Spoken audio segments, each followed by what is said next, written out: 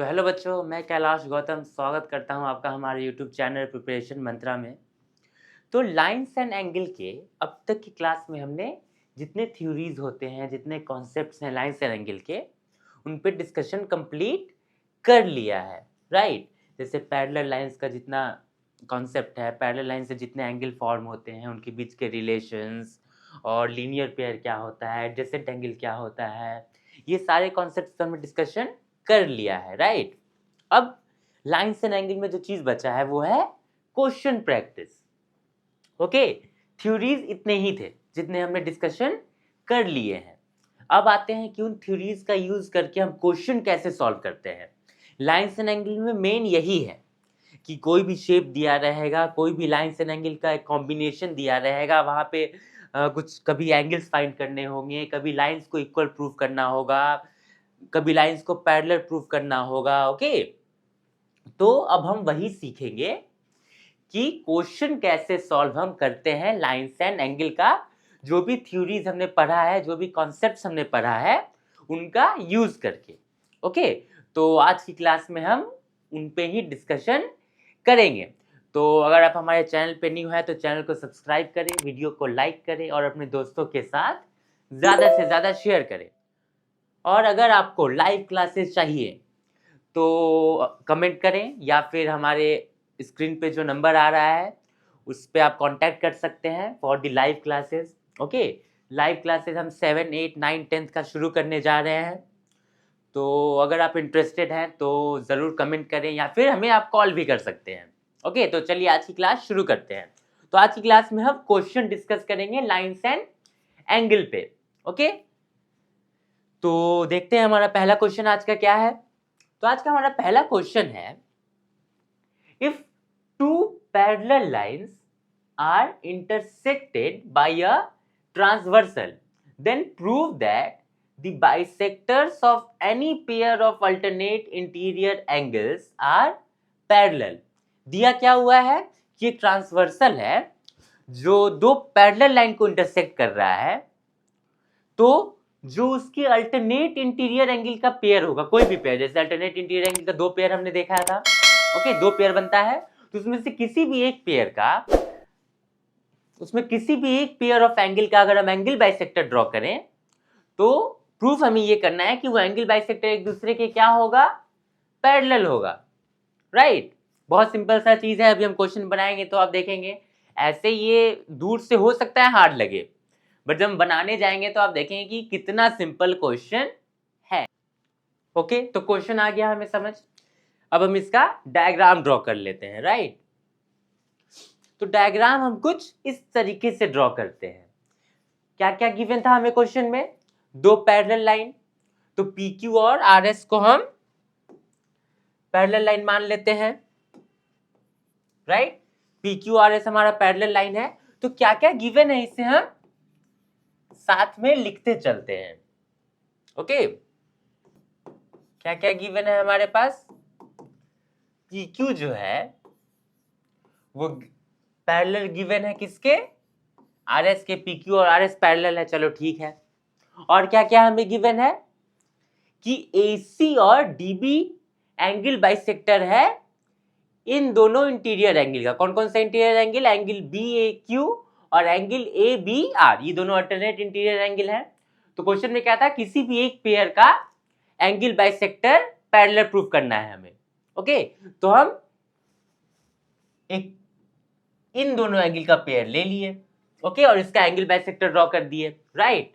तो दूसरा चीज क्या गिवन है हमारे पास कि AC and DB are angle bisectors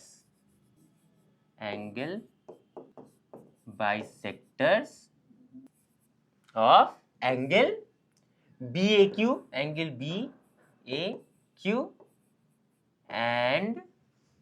angle ABR, okay. AC और DB हमें एंगल बाइसेक्टर गिवन है, चलो बढ़िया। इतना चीज हमारे पास गिवन है। प्रूव क्या करना है हमें, तो टू प्रूव में हम क्या लिखेंगे कि हमें AC और DB को AC पैरेलल टू DB, यही प्रूव करना है हमें, AC और DB को पैरेलल प्रूव करना है। चलो ठीक है, समझ गए। कैसे प्रूव करेंगे हम, यहां से हम प्रूफ समझते हैं। तो सी, एंगल BAQ और angle ABR alternate interior angle है जब PQ और RS पैरेलल है तब, राइट। मतलब ये दोनों एंगल इक्वल होगा, हमने पढ़ रखा है। चलो ठीक है, तो एंगल BAQ जो है वो इक्वल होगा किसके, एंगल ABR के, alternate interior angle. Okay, alternate interior angle है जब PQ और RS पैरेलल है तब। ओके, पैरेलल होगा तभी तो इक्वल होगा ना। चलो, ये दोनों तो इक्वल प्रूफ हो गया। अब अगर ये दोनों एंगल इक्वल है तो हमें पता है कि इसका हाफ भी तब इक्वल होगा। ओके, ABR का हाफ। अगर दो क्वांटिटी इक्वल है तो दोनों क्वांटिटी का हाफ भी एक दूसरे की इक्वल होता है, ये हम जानते हैं। चलो ठीक है, तो angle BAQ/2 equal to angle ABR/2 हो जाएगा। चलो ठीक है, इसका क्या मतलब हुआ कि सिंस AC जो है वो इस एंगल का एंगल बाइसेक्टर है, तो ये वाला जो एंगल होगा, हाँ ये वाला जो एंगल होगा वही होगा एंगल BAQ का हाफ, क्योंकि AC एंगल बाइसेक्टर है। तो एंगल BAQ/2 को हम एंगल BAC लिख सकते हैं, एंगल BAC लिख सकते हैं। सिमिलरली DB भी क्या है, इस पूरे एंगल का एंगल बाइसेक्टर है। मतलब एंगल RBA/2 को हम एंगल DBA लिख सकते हैं, हाँ लिख सकते हैं। एंगल ABR/2 को हम एंगल DAB लिख सकते हैं। Very good. अब यहां पे हम देख सकते हैं कि ये दोनों एंगल जो है वो कब फॉर्म हो रहा है, जब ये दोनों लाइन को ये वाला लाइन इंटरसेक्ट कर रहा है, राइट।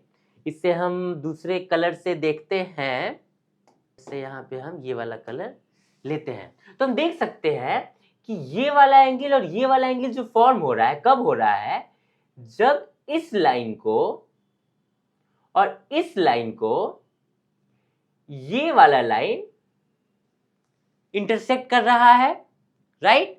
मतलब कि ये दोनों एंगल भी क्या हो गया, अल्टरनेट इंटीरियर एंगल हो गया, जब XY जो है वो DB और AC को इंटरसेक्ट कर रहा है, राइट। और ये दोनों एंगल को हमने क्या प्रूफ कर दिया है, इक्वल प्रूफ कर दिया है।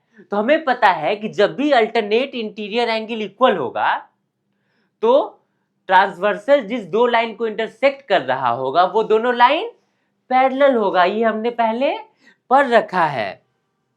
ओके, तो यहां पे हम लिख सकते हैं कि since these are alternate interior angle formed when XY intersect AC and DB,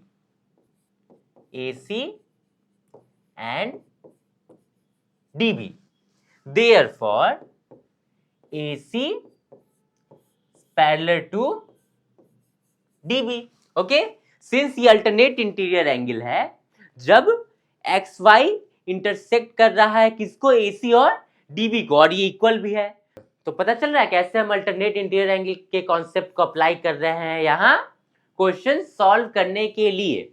okay, चलो, तो इस तरीके से ही हम लाइन्स एंड एंगल के क्वेश्चंस को सॉल्व करते हैं। हमें देखना होता है कि कब कौन सा एंगल फॉर्म हो रहा है, कौन सा अल्टरनेट इंटीरियर एंगल है, कौन सा कॉरेस्पॉन्डिंग एंगल है, ये सब हमें डायग्राम में देखना होता है। Okay, that is why diagram बनाना भी एक बहुत इंपॉर्टेंट काम होता है ज्योमेट्री के क्वेश्चन सॉल्व करने में। डायग्राम जितना ही क्लियर होगा, जितना ही अच्छे से वो सारे एंगल्स दिख रहे होंगे, क्वेश्चन बनाना उतना ही आसान हो जाएगा, राइट? चलो, तो ये क्वेश्चन तो समझ में आ गया होगा, राइट? अब ऐसा ही हम एक दूसरा क्वेश्चन भी देखते हैं। ओके, तो हमारा नेक्स्ट क्वेश्चन क्या है? नेक्स्ट क्वेश्चन हमारा है कि A B parallel to C D. इस डायग्राम में हमें ए बी और सी डी पैरेलल दिया हुआ है, चलो ठीक है। और क्या दिया हुआ है?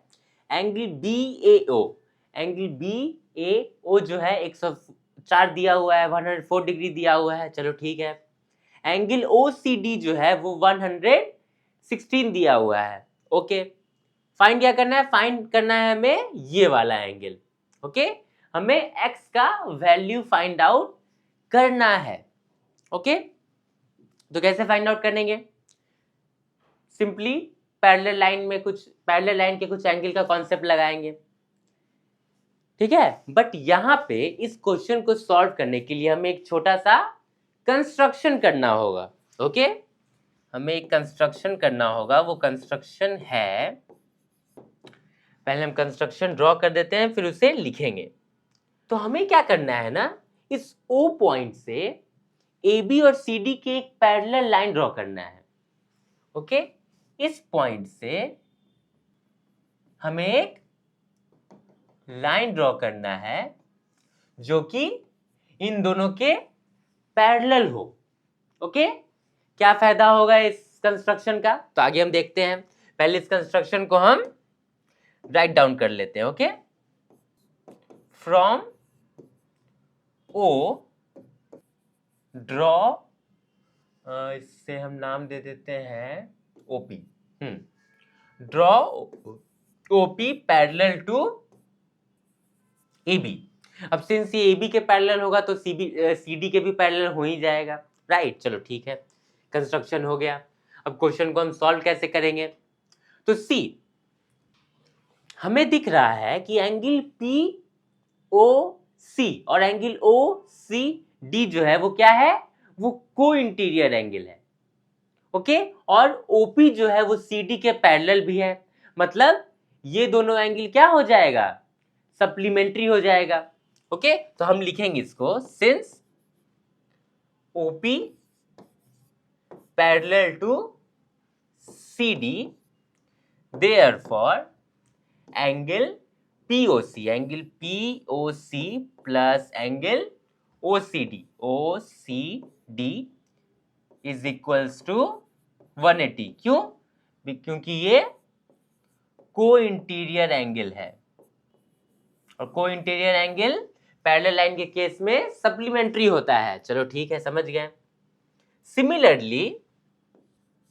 सिमिलरली हम ये शो कर सकते हैं कि angle POA plus angle OAB जो है वो किसके बराबर होगा? वो भी 180 के इक्वल होगा, राइट? आ गई बात समझ? चलो ठीक है। अब हाँ, यहां पे angle POC plus angle OCD 180 दिया हुआ है, implies angle POC is equals to 180 minus angle OCD, और एंगल OCD कितना दिया हुआ है? 116। तो 180 माइनस एंगल 116 कितना होगा?